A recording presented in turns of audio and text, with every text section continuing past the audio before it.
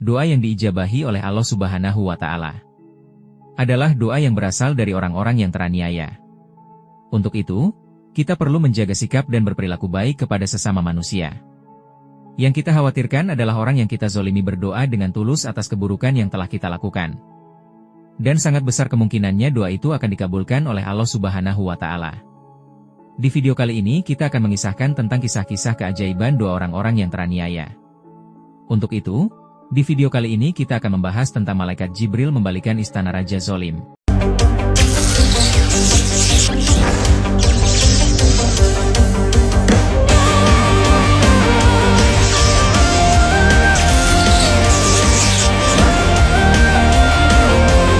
Assalamualaikum warahmatullahi wabarakatuh.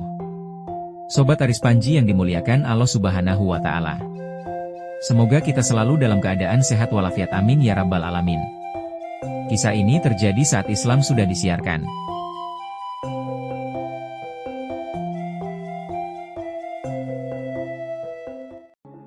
Kisahnya begini ya teman-teman. Ketika itu ada seorang raja penguasa yang zolim. Selain raja ini jauh dari agama, ia juga merupakan raja yang egois dan tak peduli akan permasalahan rakyatnya.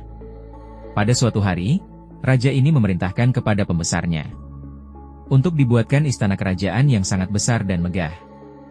Atas perintah dari sang raja, para pembesarnya ini mulai menjalankan tugasnya untuk membangun sebuah istana. Hal ini menyebabkan rumah gubuk itu rusak dan nyaris ambruk. Dan ketika itu terjadi kepada perempuan tua yang ada di dalam rumah bergegas lari keluar rumah. Dikhawatirkan rumahnya akan semakin rubuh dan akan menimpanya. Ketika ia tahu penyebab dari rumahnya rusak adalah dari istana raja. Dan ia tahu bahwasannya jika ia minta keadilan akan hal ini kepada sang raja, pastilah sang raja tidak akan menanggapinya. Karena semua orang pun tahu akan sifat yang buruk ada di raja mereka ini. Maka ketika itu perempuan tua ini berdoa kepada Allah Subhanahu wa Ta'ala untuk meminta keadilan atas peristiwa ini. Langsung saja doa itu diijabahi oleh Allah Subhanahu wa Ta'ala. Dan Allah Subhanahu wa Ta'ala mengutus malaikat Jibril untuk menjalankan tugas ini. Singkat cerita, istana kerajaan yang megah itu dibalikan oleh malaikat Jibril. Kemudian mematikan semua yang ada di dalamnya. Sang raja zolim ini dan seluruh anak buahnya mati di peristiwa ini. Allah Subhanahu wa Ta'ala benar-benar menurunkan azab saat itu juga. Dan tidak ada yang tersisa, semua telah dibinasakan. Sobat Aris Panji yang dimuliakan Allah Subhanahu wa Ta'ala. Kisah selanjutnya datang dari cerita para sahabat. Ketika itu Rasulullah Shallallahu Alaihi Wasallam berkata, "Maukah kalian memberitahukan kepadaku sesuatu yang paling menakjubkan bagi kalian di Habasyah?" Lalu beberapa pemuda ini kemudian mulai bercerita. Suatu hari ketika kami sedang duduk-duduk di pinggir jalan, tiba-tiba lewat seorang perempuan yang sudah sangat tua.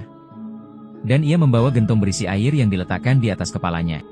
Tiba-tiba perempuan tersebut bersenggolan dengan seorang pemuda. Dan pemuda ini memegang pundak perempuan tua itu kemudian mendorongnya. Hingga perempuan tua itu jatuh berlutut dan pecah gentongnya. Dan perempuan ini berdiri kemudian ia menatap pemuda yang mendorongnya itu.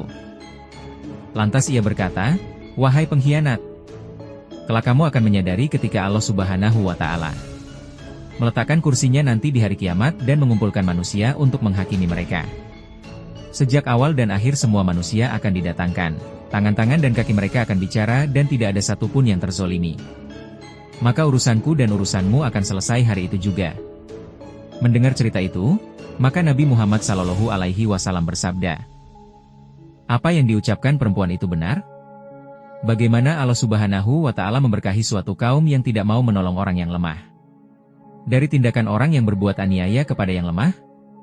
Sahabat Nabi Shallallahu Alaihi Wasallam Abdullah bin Salam kemudian berkata, "Sesungguhnya, tatkala Allah Subhanahu wa Ta'ala menciptakan makhluk, dan mereka telah berdiri di atas kaki mereka, mereka mendongakkan kepala ke langit dan berkata, 'Wahai Robku, bersama siapakah engkau?'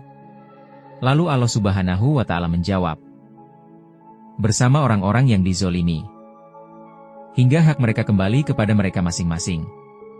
Teman-temanku yang seiman, semoga dari kisah ini kita bisa mengambil hikmahnya, bahwasanya doa orang yang terzolimi akan diijabahi oleh Allah Subhanahu wa Ta'ala. Untuk itu, kita harus senantiasa berhati-hati di dalam bersikap kepada sesama manusia. Wallahu a'lam bishawab. Jadi itulah kisah tentang diijabahnya 2 orang yang teraniaya. Semoga kisah kali ini bermanfaat. Lebih dan kurangnya mohon dimaafkan, yang benar datangnya dari Allah Subhanahu wa Ta'ala. Hilaf atau keliru itu datangnya dari saya pribadi sebagai manusia biasa. Sampai ketemu di kisah-kisah seru yang penuh makna selanjutnya. Saya akhiri, wassalamualaikum warahmatullahi wabarakatuh.